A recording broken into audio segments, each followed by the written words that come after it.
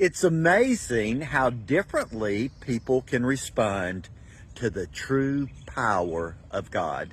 Hello, I'm Eddie Lawrence, and here's today's devotional thought. In Mark chapter 5, as we're studying about the man among the tombs, when we get to verse 15, this man had been delivered.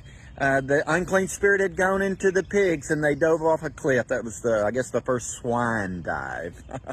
But then the people that kept those pigs went into the city and told them what had happened. And people come out to where Jesus is in verse 15, and they saw the man, the demon-possessed man, the man who had been demon-possessed. And it says this, that he was sitting, clothed, and in his right mind.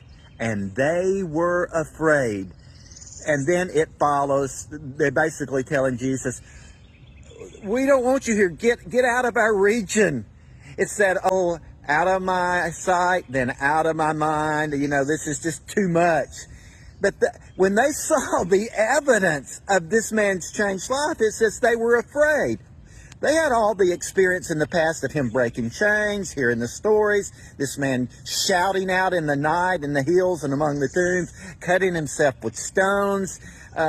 People stayed away from that guy. But now here he is sitting. They were used to seeing him running around, probably naked, because the next thing it says sitting and clothed. That tells me that he probably tore his clothes off a lot. I mean, this guy was known by people, stay away from the tombs, stay away from that guy. But now here he is sitting.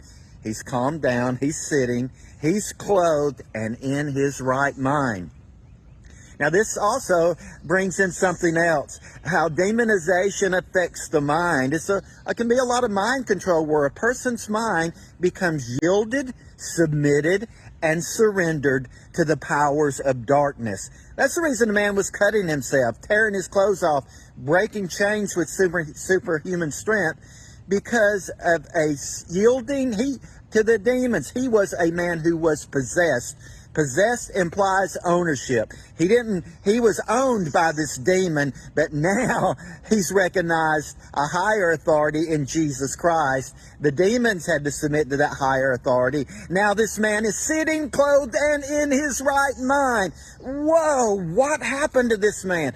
This man over here, this man named Jesus, he did this.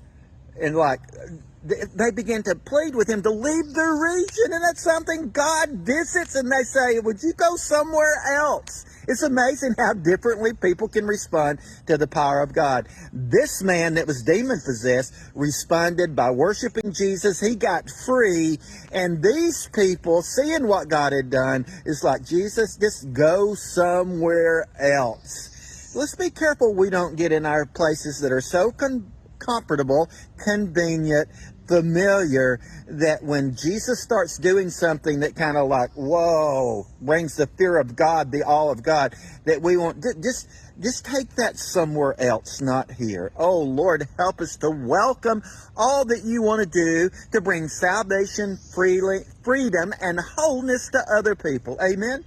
Hey, thanks for hanging out with me. God bless you. You have a great day, and I always appreciate you passing this on.